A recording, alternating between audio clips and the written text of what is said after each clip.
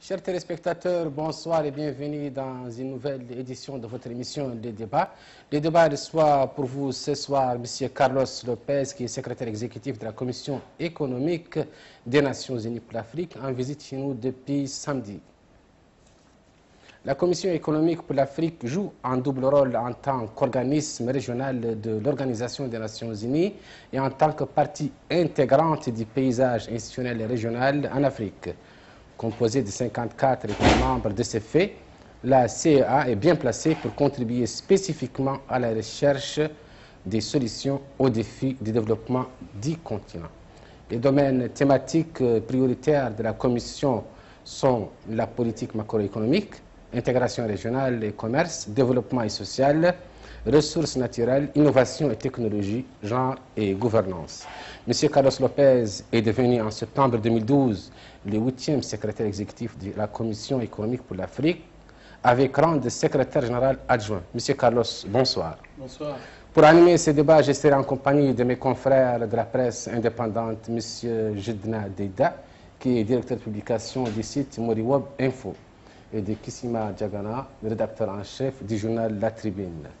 Bonsoir. Donc, pour commencer, je voudrais d'abord poser la question à M. Lopez pour savoir quel est l'objectif de sa visite et que peut-on attendre de cette visite dans notre pays. Bon, vous savez, j'avais déjà très envie de venir à Mauritanie dès le début de ma prise de fonction parce que nous voyons la Mauritanie un peu comme le pont entre l'Afrique du Nord et l'Afrique de l'Ouest. Il y a un certain nombre d'activités qui sont en train de se développer en Mauritanie qui méritent d'être plus étudiées de la part de la Commission économique pour l'Afrique. Ce matin, par exemple, j'ai visité la SNIM et c'est un exemple d'une capacité nationale qui est développée pour gérer les ressources naturelles. Et c'est très important pour nous de montrer ça en exemple parce que très souvent, le débat sur les ressources naturelles se centre sur qui fait quoi et quelle est la dimension de capacité, mais aussi d'appropriation des activités par un pays. Et donc, nous avons beaucoup d'intérêt sur ce qui se passe en Mauritanie, lancement de la zone franche de Nouadhibou, un certain nombre d'activités qui stabilisent le cadre macroéconomique, mais aussi les défis qui existent dans le pays. Donc voilà tout un tas de raisons pour venir voir de plus près. Et je suis ravi d'avoir reçu une invitation de la part du gouvernement, notamment du ministre de l'économie qui m'a permis de faire cette visite. M. Jedna. Bon, la première question qui me vient à l'esprit, c'est peut-être de nous rappeler un peu le mandat de votre organisation, sur la base duquel justement on pourrait vous apostropher sur des questions particulières sur le plan général, mais en particulier aussi pour notre pays. Voilà, nous sommes surtout une boîte à idées, une institution qui est très utilisée par le cadre panafricain, le cadre régional, pour développer des idées sur le développement économique du continent. Nous travaillons de très près avec deux autres organismes qui sont très bien implantés pour des raisons évidentes. La Commission de l'Union africaine qui a le leadership politique et la Banque africaine de développement qui est la principale source de financement actuellement dans le continent avec des fonds publics. Donc nous sommes les trois ensemble en train de développer un certain nombre d'activités stratégiques, notamment la vision 2063, l'Afrique d'ici 50 ans.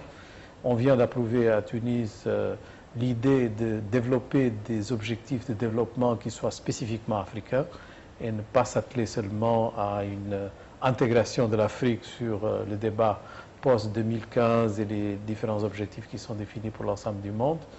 Nous avons des activités dans pas mal de domaines, que ce soit dans le domaine des ressources naturelles, je signalais tout à l'heure, mais aussi sur les domaines sociaux, les domaines macroéconomiques.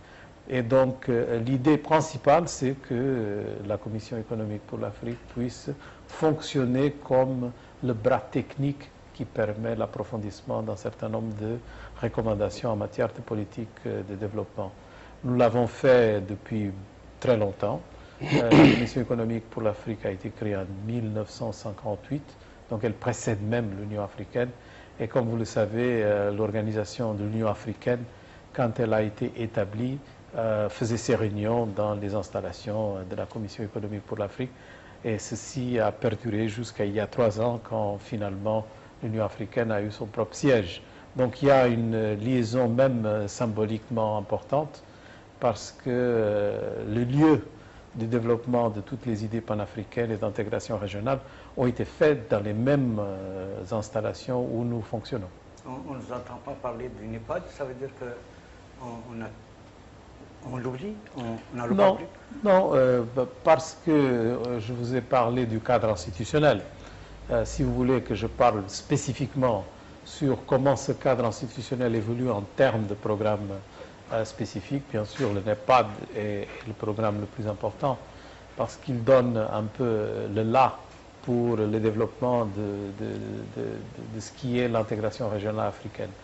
Et c'est très intéressant que le NEPAD s'est concentré petit à petit, presque sans le vouloir au départ, sur la question des infrastructures, parce qu'on a contribué à vérifier que l'aspect des infrastructures était essentiel pour l'intégration régionale. La réunion que nous avons eue à Tunis, dont je faisais allusion tout à l'heure, était justement centrée sur les questions d'infrastructure et sur comment mettre en place l'EPIDA, le programme d'infrastructure africain, qui est développé par le NEPAD et par l'agence de NEPAD. Merci. Donc, moi, ce que je voudrais savoir, c'est en quoi votre visite est-elle pertinente dans le contexte mauritanien actuel? Parce que vous venez à un moment où, par exemple, une institution comme le FMI parle de bonne santé macroéconomique pour la Mauritanie. On parle de plus de 6% de croissance. Et la Commission économique pour l'Afrique que vous représentez ici actuellement, vous dites que vous avez visité la SNI, vous avez visité la zone franche et vous parlez d'éléments stabilisateurs des cadres macroéconomiques. Bon, ce que je voudrais savoir, c'est que est-ce qu'il n'y a pas de chevauchement de rôle, puisque ce sont là des éléments dont s'occupent en réalité le FMI et la Banque mondiale quelque part. Et quelle est maintenant la pertinence d'une relation avec la CA, avec la Mauritanie? Bon, ces différentes institutions ont des mandats qui sont spécifiques à chacune, et elles font des choses très différentes. Par exemple, notre objectif principal, c'est d'aider les gouvernements africains et, disons, l'Afrique en général, à mieux se positionner pour son développement. Cela veut dire que, par exemple, une des fonctions qui est importante pour la CA, c'est justement d'aider les pays à mieux négocier avec les institutions telles que le FMI. Le FMI est une institution qui est aussi dans le domaine des politiques, mais très centrée, très cadrée dans le financier, dans les aspects monétaires, et donc n'a pas la vision d'ensemble que nous prétendons avoir à la CA, où nous voulons par exemple promouvoir la question de l'industrialisation. Je vous donne ça en exemple parce que ça me permet de mettre en rapport ce qu'on fait avec la Mauritanie.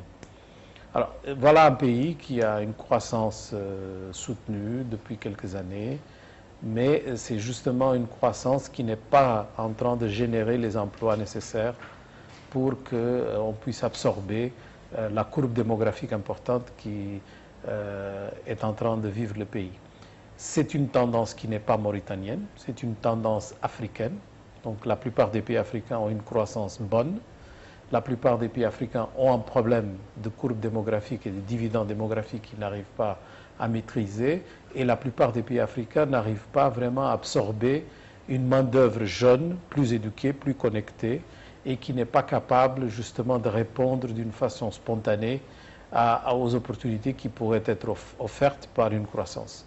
Donc c'est une croissance qui n'est pas en train de produire une transformation structurelle. Et ben voilà, pour cela, il faut une stratégie. Et la CA s'attelle justement à ce genre de problème. Quelle est la stratégie nécessaire pour qu'on puisse effectivement avoir une croissance de qualité, une croissance qui est transformatrice? Et pour cela, nous disons qu'il faut absolument mettre le paquet sur la question de l'industrialisation. Et si on va le faire, dans un cadre comme celui de la Mauritanie, on ne peut le faire qu'en mettant à profit les atouts qui existent déjà dans le pays, notamment le fait qu'en Mauritanie, il y a effectivement une croissance importante du secteur minéralier et du secteur des pêches. Mais nous voulons que des pays comme la Mauritanie puissent transformer davantage, accroître la valeur ajoutée. Et pour cela, il faut des politiques très spécifiques, il faut des recommandations très spécifiques. Donc une visite comme la mienne, c'est justement pour discuter des implications d'une telle proposition de politique dans le concret, c'est-à-dire comment on va pouvoir aider la Mauritanie à développer une stratégie de long terme qui est beaucoup plus axée sur une transformation de son produit national brut pour que le secteur des manufacturiers puisse être beaucoup plus important. Parce que c'est le seul qui peut générer les emplois modernes et en quantité nécessaire pour absorber les jeunes et toute la croissance démographique qu'on est en train de vivre dans un pays comme la Mauritanie.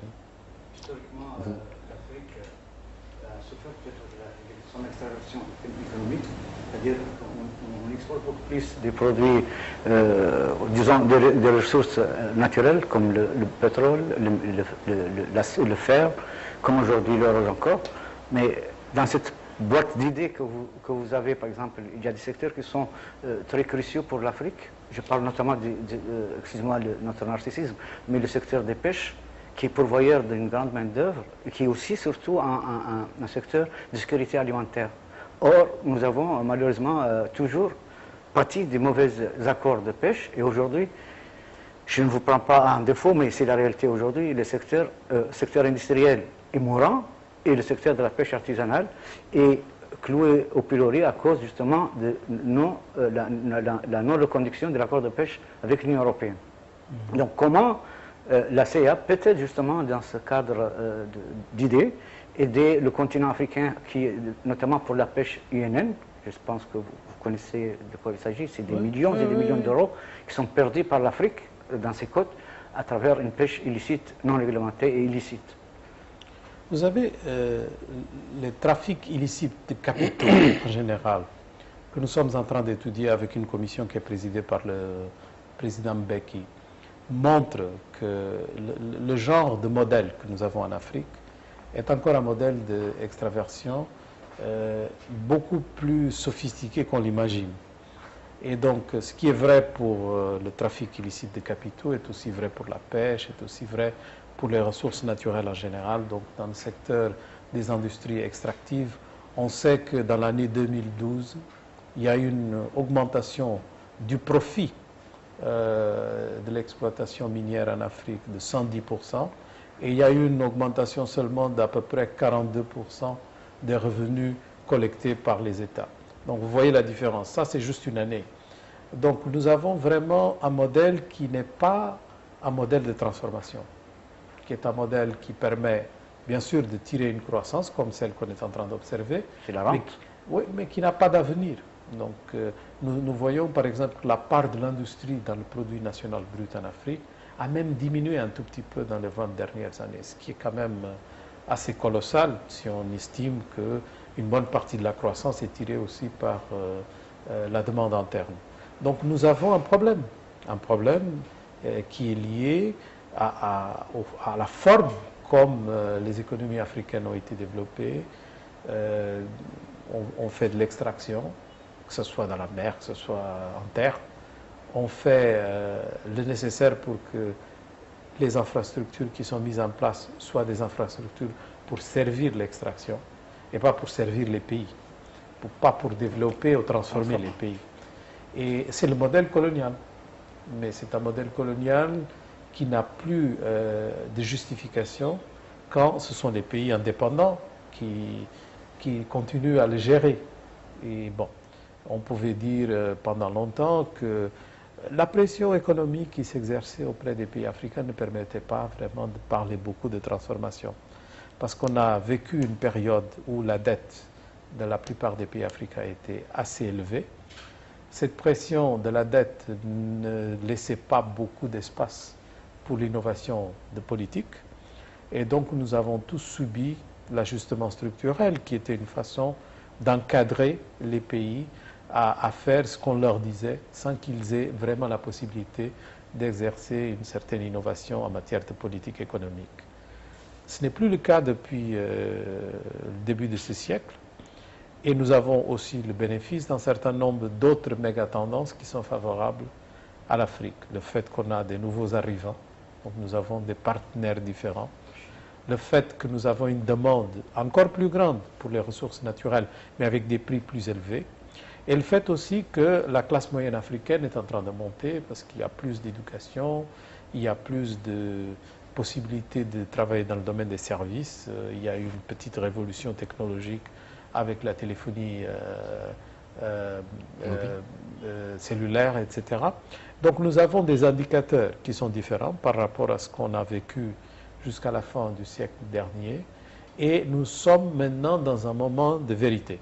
Donc maintenant, on ne peut plus s'excuser et de dire que le modèle est imposé, le modèle ne peut se faire qu'à travers un certain type de recommandations, dont la question que vous avez posée sur le FMI, la Banque mondiale, tout ça. Bon, aujourd'hui, nous avons la possibilité et de dire non, et de faire autrement, et de faire différemment.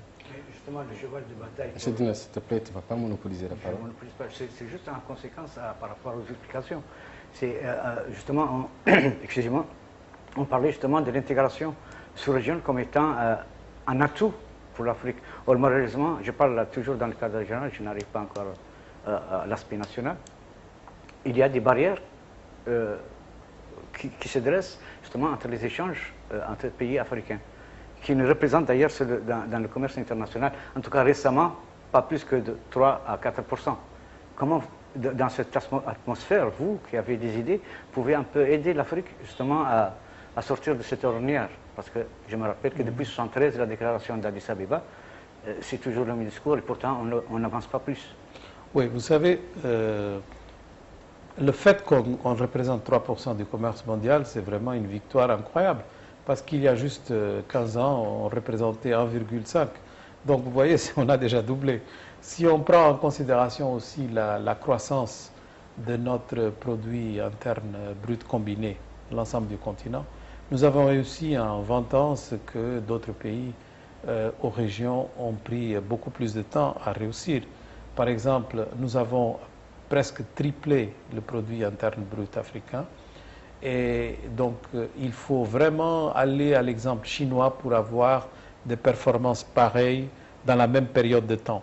Autrement, par exemple, un pays comme la Grande-Bretagne, en pleine révolution industrielle, a pris plus d'un siècle pour pouvoir doubler son produit interne brut. Si vous prenez l'Allemagne, ça a pris à peu près 40 ans. Si vous prenez d'autres exemples dans le monde, vous avez entre 50 et 60 ans. Donc, il faut voir aussi les bonnes nouvelles. Même les 3%, ce sont des nouvelles magnifiques. Mais vous avez touché à un autre problème qui est beaucoup plus complexe, qui est le problème de l'intégration régionale. Là, vraiment, on n'a pas beaucoup de choses positives à dire. On a vu pendant toute cette période post-indépendante, on a vu l'intégration régionale comme une déclaration politique. Donc on pensait qu'en faisant des réunions, en proclamant notre intérêt d'intégration régionale, etc., ça suffisait. Et on s'est rendu compte petit à petit que l'intégration régionale se faisait dans pas mal de domaines, mais pas avec, disons, le développement économique au front. Par exemple, les aspects sécuritaires. Certainement, dans le cadre d'un certain nombre d'organismes sous-régionaux, on est allé assez loin dans l'intégration d'un certain nombre d'activités, par exemple la création de zones monétaires ou de zones douanières. Mais, disons, l'ensemble des stratégies n'était pas ficelé de façon à faire une transformation profonde de la réalité africaine. Et pourtant, et je reviens à ma question de l'industrialisation, c'est fondamental. Parce qu'on ne peut pas industrialiser aujourd'hui en pensant à son petit marché national. D'abord, les produits n'ont plus vraiment un label qui est spécifique à un pays. Chaque produit a beaucoup de composantes qui viennent de différents pays, etc. Donc il n'y a plus de carte d'identité nationale d'un produit. Et deuxièmement, parce que de plus en plus, les niches se trouvent en fonction de beaucoup d'autres éléments que seulement les aspects traditionnels. Par exemple, le positionnement géographique peut être assez intéressant et stimulant. Le fait d'être un petit pays à côté d'un grand pays peut être stimulant. Donc ça dépend beaucoup de l'existence ou pas d'intégration régionale. Ce n'est pas un hasard. si les régions qui se développent le plus dans le monde poussent vraiment avec toutes leurs forces l'intégration. Que ce soit l'Europe, que ce soit l'Asie du Sud-Est, que ce soit en Amérique latine actuellement, vous voyez qu'il y a une volonté d'élargir son champ parce que c'est devenu fondamental. Alors, en Afrique, ça ne peut pas être différent. Et si on voit l'exemple vraiment de ce que font les différents organismes sous-régionaux, il faut dire que c'est assez mitigé en termes de bilan. Il y a ceux qui ont vraiment fait des efforts considérables, comme la communauté d'Afrique orientale, et il y a d'autres qui sont vraiment à la traîne, comme c'est le cas de l'UMA. Donc nous voyons des performances très différentes. Or, quand on a une ambition continentale, il faut avoir déjà les blocs qui vont permettre l'intégration du continent. Et si ces blocs sont à des vitesses assez différentes, ça pose bien sûr des problèmes considérables. Donc nous voulons, à travers la Commission économique pour l'Afrique, contribuer à changer cette situation. Et une des possibilités, c'est effectivement de mieux mesurer la contribution des uns et des autres pour faire de sorte que le débat soit beaucoup plus technique et moins politique. Pour revenir, monsieur le secrétaire exécutif à la Mauritanie, vous avez visité, vous l'avez dit vous-même, la zone franche de Nouadhibou. Est-ce qu'on peut avoir votre appréciation de la création de cette zone? Vous voyez, ce qui est intéressant avec le projet de la zone franche, c'est que c'est un projet intégré. Donc, on a tenu compte d'un certain nombre de domaines qui sont nécessaires pour pouvoir augmenter les niveaux d'ambition. Et je pense que le choix de Nouadhibou est très approprié pour toutes les raisons qui sont bien documentées par la zone franche elle-même. Mais je pense qu'effectivement, une stratégie de la sorte n'a que d'avenir si elle se repose sur une transformation structurelle. Et donc je pense que Nouadhibou pourrait devenir un pôle industriel important pour le pays, en commençant déjà par ce que la Commission économique pour l'Afrique prône, qui est le fait que nous devons d'abord utiliser les ressources existantes dans les pays et pousser à la transformation de ces ressources autant que possible. Donc, si nous prenons le cas des pêches, donc aller dans une situation où il y aurait beaucoup plus de transformation des produits à Nouadhibou, à travers la zone franche, et pour pouvoir attirer le capital nécessaire et les investisseurs nécessaires pour que cela soit possible, il va falloir créer le cadre juridique, bien sûr, ce qui a été fait, mais aussi un certain nombre d'autres activités importantes comme celles qui ont trait au système financier. Les investisseurs ont besoin de banques et de systèmes financiers qui complètement intégrés et globalisés. Ils ont besoin d'infrastructures de qualité. Le fait que le pays a une croissance soutenue permet au pays, par exemple, d'aller au marché. Je sais qu'il y a même des idées de le faire, mais il ne faut pas aller au marché comme, par exemple, certains pays africains l'ont fait, sans avoir un projet qui est non seulement bien ficelé, qui permet immédiatement l'utilisation de l'argent mobilisé, mais surtout avec la rapidité nécessaire pour qu'on puisse mettre à profit ces capitaux immédiatement, parce qu'il va falloir le repayer assez vite. Et si on prend du temps, bien sûr, c'est un problème. Donc les lenteurs administratives peuvent coûter énormément dans des projets comme celui de la zone franche.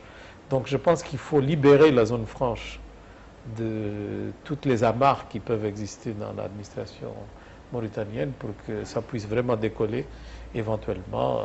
Aujourd'hui, il est possible d'aller au marché. Nous avons de plus en plus l'intention de démontrer aux pays africains, à travers des études, on va notamment présenter l'étude la plus importante au mois de janvier au sommet de l'Union africaine, sur les ressources domestiques africaines.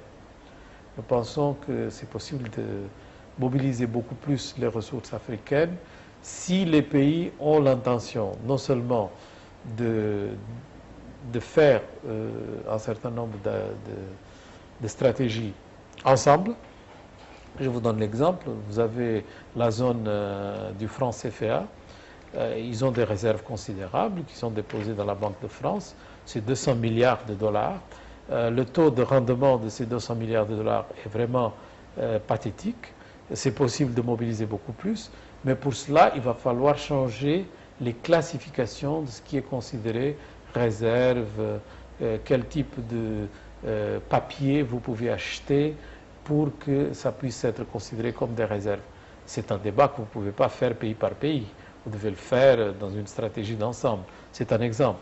Un autre exemple, c'est par exemple les accords qui sont en train d'être négociés au niveau du commerce avec l'Union européenne. Il y a un certain nombre de pays qui sont tentés à négocier tout seuls, mais ça ne va pas très loin. Donc il va falloir avoir des positions continentales soutenues, mais il faut aussi que ces positions ne soient pas défensives. Très souvent, l'Afrique va négocier d'une façon très défensive. Le tout ou rien. On va commander qu'on nous donne quelque chose pour pouvoir signer.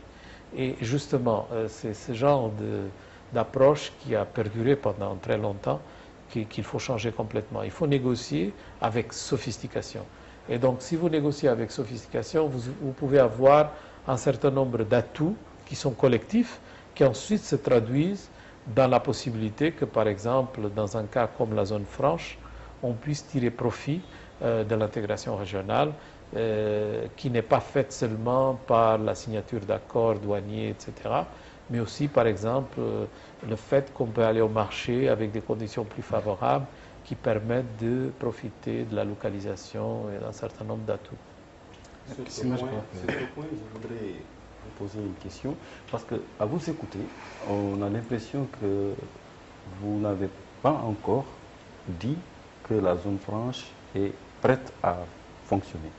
Parce que j'ai l'impression que vous êtes dans le conditionnel, il y a beaucoup de... Il va falloir, il faudra techniquement arriver sur la zone franche. Est-ce que vous vous êtes dit que la Mauritanie peut faire fonctionner cette zone franche telle qu'on le veut?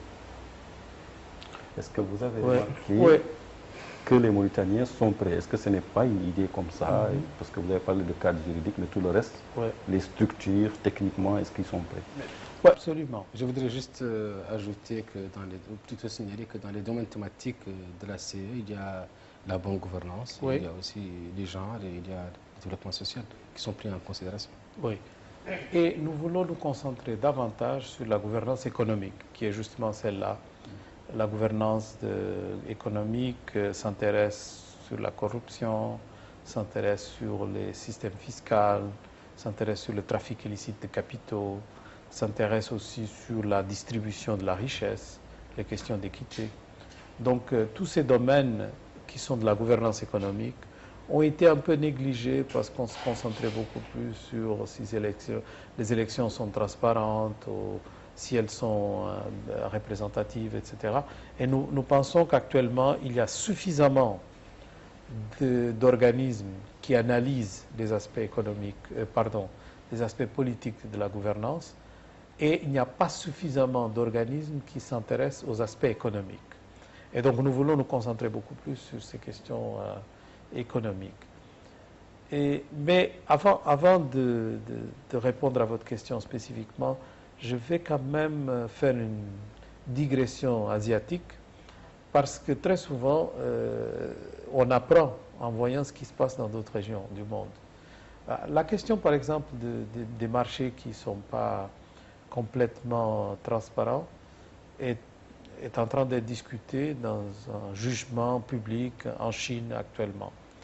Le problème de la bonne gouvernance des marchés, etc., ça a été l'objet principal de la discussion dans les dernières élections en Malaisie. Le problème de la transparence. Le Libéria est mieux classifié dans l'index de transparence que l'Italie. Donc, vous voyez, on peut relativiser les choses, parce que si on a une vision macro de ce qui se passe dans le continent africain, on se rend compte qu'effectivement, il y a, numéro un, une bonne croissance. Et je parle de l'ensemble du continent. Numéro deux, que cette croissance en grande partie est tirée par la demande interne. La demande interne déjà, la demande interne. Troisième élément très important, c'est que malgré cette croissance, il y a un problème d'emploi, notamment d'emploi des jeunes. Et quatrièmement, ce problème d'emploi des jeunes est paradoxal parce que le plus on est éduqué, le plus de difficultés on a pour trouver de l'emploi. Alors, ce sont des données qui se répètent pays par pays et qui montrent qu'il y a un problème vraiment réel dans l'ensemble des pays africains d'adapter leur modèle de développement aux demandes effectives des populations. Donc ça va créer des tensions.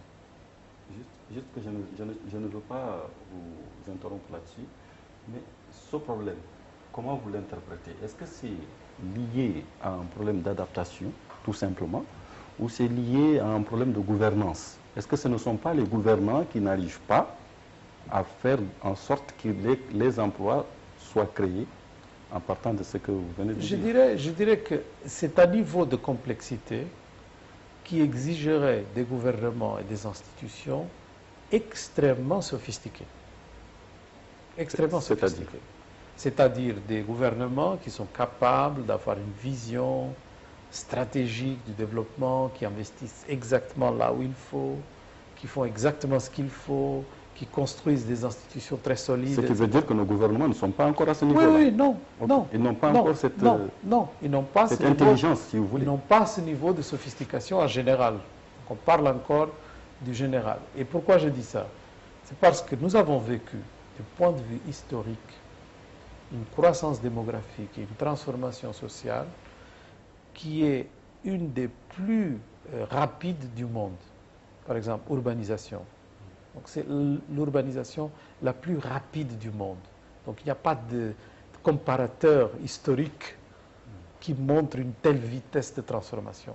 Donc si vous avez la chance d'avoir un gouvernement dans n'importe quel pays qui vit de telles transformations si rapides, à la hauteur des défis, ben c'est une grande chance. Mais dans la plupart des cas, nous n'avons pas d'institutions qui sont raffinées au point de pouvoir répondre à ce genre de défis avec l'intelligence, le talent, la capacité nécessaire. En clair, il y a un problème de bonne gouvernance. Oui. Alors, mais il faut le mettre en contexte. Alors, deuxième aspect, maintenant je descends sur votre question en particulier. Vous avez l'organisme le plus intéressant, important, créé par les pays africains eux-mêmes pour revoir les questions de la gouvernance, qui est le mécanisme de révision des pairs, qui fait une analyse d'un certain nombre de pays qui ont adhéré au mécanisme sur les problèmes de gouvernance qui existent dans chaque pays. Et ils arrivent à la conclusion que le problème le plus important, commun à l'ensemble des pays analysés, est le problème de l'inclusion. Le problème? L'inclusion. Ça veut dire quoi? Ça veut dire le problème de l'intégration des différents types de populations, le problème d'identitaire, le problème de la pluralité, etc. Gestion de diversité. Voilà. Et c'est l'organisme africain qui le dit. Il le dit comme étant le problème numéro 1 des pays africains. Alors, si vous avez déjà cette analyse qui vient de l'intérieur, ce n'est pas une analyse qui vient de l'extérieur, c'est un organisme créé par l'Union africaine qui le dit. Vous voyez que ça répond déjà à ma question de tout à l'heure. C'est-à-dire, il n'y a pas le talent nécessaire pour gérer la sophistication des problèmes que nous faisons face. Alors, on peut appeler ça manque de bonne gouvernance. Et je serais tout à fait d'accord. Donc, comment régler ça? Il y a quelqu'un qui m'a dit, je pense que c'est une phrase qui est très intéressante, j'ai vraiment honte de ne pas me rappeler de l'auteur, parce que ça mérite droit d'auteur. Le plus le pays est pauvre, le plus ses institutions sont pauvres, le plus la corruption qu'elle pratique est pauvre. C'est-à-dire, il y a la corruption du pauvre. Si vous avez une sophistication des institutions, vous allez avoir probablement le même niveau de corruption, mais ça se présente autrement. Ce n'est pas la corruption du pauvre. Le pauvre, il vole avec un certain basisme, n'est-ce pas? Il est basique. Tandis que les pays qui ont des organismes très sophistiqués, qui ont des systèmes de régulation très sophistiqués, qui ont des institutions très sophistiquées, probablement font face à des problèmes semblables, mais ça ne se comptabilise pas de la même façon. Et donc, je pense que ça ne doit pas empêcher la mobilisation des citoyens pour combattre toute forme de gouvernance, de corruption, de manque de transparence. Au contraire, mais il faut aussi qu'on soit conscient, comme analyste, que la caractéristique principale que nous faisons face dans la plupart des pays africains est que nous avons une corruption pauvre. Si je comprends bien, c'est finalement un déficit démocratique que de dire justement la bonne gouvernance des États n'est pas transparente. Il y a un problème de transparence dans la gouvernance. Ensuite, il y a un problème de citoyenneté aussi. Parce que finalement, comme disent les sages africains, les identités l'emportent sur l'État-nation, ou en tout cas l'appartenance à une nation, comme d'ailleurs les États ont vraiment des problèmes à se reconnaître, je veux dire, à faire table rase de leur propre souveraineté dans le cadre sous-régional. On le voit à travers, comme vous le dites, d'ailleurs si bien pour les accords de pêche, de partenariat économique avec l'Union européenne, quand la Côte d'Ivoire négocie pour la banane, la Mauritanie pour le poisson, et que le Maroc à côté aussi fait le poisson, chacun fait cavaler seul contre un grand ensemble. Mais finalement, vous disiez tout à l'heure que vous êtes une boîte à réflexion, une boîte à idées pour aider justement l'Afrique à aller de l'avant. Par rapport à ces objectifs spécifiques annoncés sur les OMD, 2015, c'est demain, c'est presque demain. Alors que toute l'Afrique, justement, a échoué à atteindre ces objectifs que s'est fixé le continent pour 2015. Est-ce que vous avez, je veux dire, une baguette magique pour les secouer encore davantage, pour que les choses soient véritablement réalisées? Parce que là, vraiment, c'est la déception totale, en tout cas pour les observateurs, même pour les Nations Unies, je pense. Bon, vous savez, sur les objectifs du millénaire, il y a d'abord le besoin de clarifier que nous sommes en train de travailler avec des statistiques qui ont vraiment une valeur relative. Nous avons beaucoup de problèmes de statistiques dans les pays africains. On invente très souvent les chiffres avec des projections qui ne sont pas basées sur des méthodes consistantes. Et mis à part, disons, les transactions qui sont comptabilisables, comme par exemple les transactions financières internationales, il y a beaucoup d'inventions. Donc, côté statistique, nous avons vraiment des problèmes graves. La comptabilité nationale, qui est essentielle pour pouvoir vraiment faire la part des choses, n'est à jour du point de vue méthodologique dans une dizaine de pays africains. Et pour ce qui est des recensements de population, nous avons une vingtaine de pays qui sont à jour. Donc le reste est en retard. Ça veut dire que nous avons vraiment beaucoup de marge pour que les uns et les autres fassent des interprétations différentes sur les statistiques. Ceci dit, les statistiques qui sont utilisées par les organismes internationaux et qui arrivent à la conclusion que vous avez évoquée, c'est-à-dire que l'Afrique ne va pas atteindre les objectifs du millénaire, doit être contestée virulemment par les pays africains. Et la Commission économique pour l'Afrique est en train de les aider à le faire. Je vais vous dire pourquoi. Parce que vous ne pouvez pas avoir les mêmes objectifs pour l'ensemble des pays du monde. Je vous donne l'exemple. Réduire la pauvreté de moitié, qui est l'objectif numéro 1 du millénaire, dans une période donnée, quand vous avez 80% de votre population qui est pauvre, ou vous avez 2% de la population qui est pauvre, n'est pas la même chose. Donc, si vous demandez à la Suède de réduire la pauvreté de moitié, bon, ils ont 200 000 personnes, donc c'est 100 000 personnes. Si vous demandez au Burkina Faso de réduire la pauvreté de moitié... Si l'on considère que c'est des défis pour l'Afrique. Oui, non, mais écoutez, mais vous avez, disons, il y a la réalité historique qui ne peut pas être complètement oubliée. Donc, ces pays n'ont pas ces pays n'ont pas réduit leur pauvreté de 80% à 40% dans le temps imparti. En 10 ans. Dans 10 ans, dans 12 ans. Il y a quand même des proportions, il faut peut-être tenir compte de cela aussi. On peut revenir à la zone Nous franche. sommes en train d'arriver à la fin de l'émission. Donc on s'organise un peu pour qu'on nous reste à peu près quelque chose comme 5 minutes. Chacun de vous proposer une question de manière très résumée et M. Carlos va répondre également de manière résumée. Si je peux juste répondre, comme vous avez bien attiré notre attention sur le temps, pour dire que nous avons fait la statistique et si nous mesurons plutôt le progrès fait par chaque pays pour atteindre les objectifs du millénaire, sur les 20 meilleures performances mondiales, 15 sont africaines.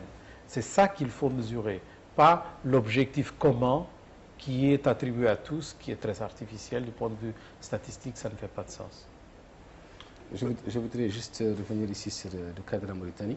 Par exemple, nous savons qu'aujourd'hui, la croissance que nous avons, nous la devons essentiellement à la richesse de notre sous-sol et à des prix qui sont fixés à un niveau international qui ne dépendent pas vraiment de nous. Que conseillez-vous à la Mauritanie de faire de ces recettes D'ici. Des recettes Bon, il ne faut pas que ce soit la rente. Bon, l'atout principal que la Mauritanie a à ce moment, c'est que contrairement à beaucoup d'expériences africaines, elle a une compagnie comme la SNIM qui est complètement mauritanienne, non seulement dans sa composition de capital, mais aussi dans ses cadres, dans ses compétences et dans son système d'exploitation, ce qui permet déjà de dire que la Mauritanie contrôle ses ressources en termes de l'exploitation de ses ressources, ce qui n'est pas toujours le cas, jusqu'au port, contrôler le port. Mais il faut aller au-delà, il faut avoir de la valeur ajoutée. Donc je sais que maintenant il y aura des investissements importants qui permettront de faire un peu d'enrichissement du minerai de fer, puisque maintenant ce qui est disponible en Mauritanie n'est pas de la même qualité que les premières exploitations. Mais il faut aller dans cette direction. Et c'est particulièrement possible dans les autres possibilités existantes dans le sous-sol mauritanien, que ce soit le cuivre, que ce soit l'or, que ce soit par exemple les possibilités qui sont offertes par différentes découvertes, et bien sûr le fait que le gaz va permettre de changer la matrice énergétique est aussi très importante pour la transformation du pays dans la direction de l'industrialisation. Et nous avons déjà parlé de la pêche. Et je crois que c'est un domaine qui a l'avantage, en plus de créer beaucoup d'emplois, de générer beaucoup d'emplois. Mais il faut avoir un système et un modèle différent. Donc, s'il vous plaît. sur la fin, je vais juste que le lien que vous établissez entre croissance actuelle, en tout cas qui n'est pas de qualité, et pauvreté. Donc, est-ce qu'on peut dire qu'il y a une croissance appauvrissante pour certains pays africains? Et la dernière question se rapporte à la zone franche. Et je pense que vous êtes sceptique à raison. Parce que nous pensons aussi que pour que la zone franche puisse réellement être, en tout cas avoir le statut qu'on lui promet, c'est qu'il y a des préalables à faire. Et ensuite, il y a un peu de souveraineté de la Mauritanie qui doit passer dans cette zone franche. Or, nous avons l'impression que les autorités veulent et le beurre et l'argent du beurre. Qu'est-ce que vous en pensez? Bon, sur la première question, je pense que le problème que nous avons, c'est qu'il y a une population importante africaine qui est encore attrapée par des systèmes de productivité qui sont vraiment très bas. C'est ceux qui sont dans l'agriculture. Mais c'est aussi là où nous avons un potentiel le plus important pour la transformation. Vous avez à peu près 70% de la population africaine qui vit des terres et de l'agriculture, le secteur primaire en général. Et c'est la partie la plus pauvre de la population africaine. Qui fait face à un accaparement J'ai de dit, terres. tu as promis que c'était ta dernière question. Mais je dois dire que le fait que nous avons des niveaux de productivité très bas et que nous avons aussi des terres arables considérables qui ne sont pas utilisées, 60% des réserves mondiales, montre que dans l'avenir du monde, on a besoin d'une agriculture africaine puissante.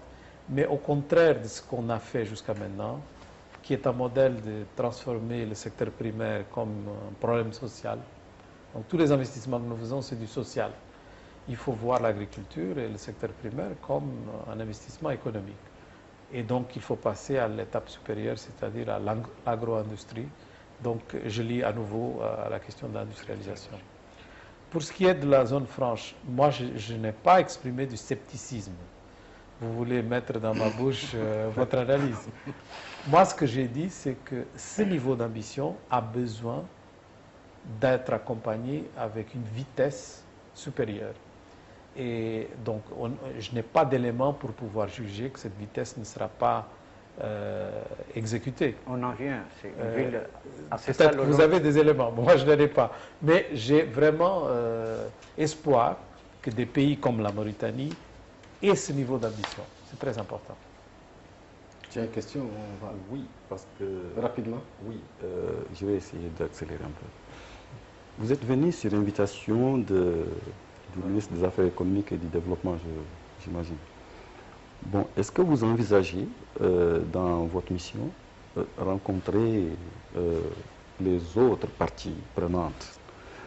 Certainement, vous avez dû analyser une situation sociale qui n'est pas très positive, parce que sachant que les semaines et les mois passés, la SNIM dont vous avez parlé, et peut-être on n'a pas parlé de la mine d'or de Tazias, ont connu des humeurs d'employés. Bon, même si, par exemple, au niveau de la SNIM de Zouerat, ce sont les journaliers, et qu'au niveau de la SNIM, ce sont au niveau de Tazias, ce sont, par exemple, les employés de la mine qui réclamaient des bonus. Certainement, vous aurez peut-être, pour l'analyse que vous allez faire, besoin de rencontrer les syndicats, l'opposition politique peut-être. Est-ce que vous envisagez vraiment de passer Écoutez, moi je fais cette interview dans ma première journée de travail. Donc vous ne connaissez pas mon programme, mais oui, je peux vous dire que... Juste pour savoir votre agenda. Voilà, je peux vous dire que j'ai l'intention d'avoir des consultations avec autant d'organismes représentatifs de l'économie, du développement, des discussions sociales que possible. J'ai encore 2 jours devant moi, donc j'ai suffisamment de temps pour le faire. Bon séjour. Donc c'est la fin de cette émission que j'ai eu le plaisir de vous présenter. J'étais en compagnie, mon invité était M. Carlos Lopez, qui est le secrétaire exécutif de la Commission économique pour l'Afrique. J'étais également accompagné de M. Jedina Dede, qui est directeur de publication de Moriweb Info. Merci, et de Kissima Diagana, rédacteur en chef du journal La Tribune. Je vous remercie, monsieur le secrétaire exécutif. Merci. Bonne soirée et à bientôt dans une nouvelle édition de l'émission des débats.